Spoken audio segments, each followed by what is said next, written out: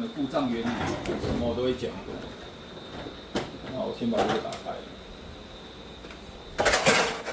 我们洗衣机哈，在我们去客人家里面，我们要洗衣机，我们一定要先试机哦。啊，你不试机哈，如果它洗衣机坏掉的话就惨了。所以我们一定会先按电源，按启动，然后啪一声水就开始一直跑进来。这一颗是进水阀。哦，这一颗就是后面不是连接一个水管嘛？对。好，那我们就直接再关掉了，然后再按电源，按脱水，再按启动。我们现在要测试的时候，是它在旋转的时候有没有怪声音、异音啊？有些客人哦旋转异音，他会怪你，所以我们就来测试一下它脱水有没有怪声音。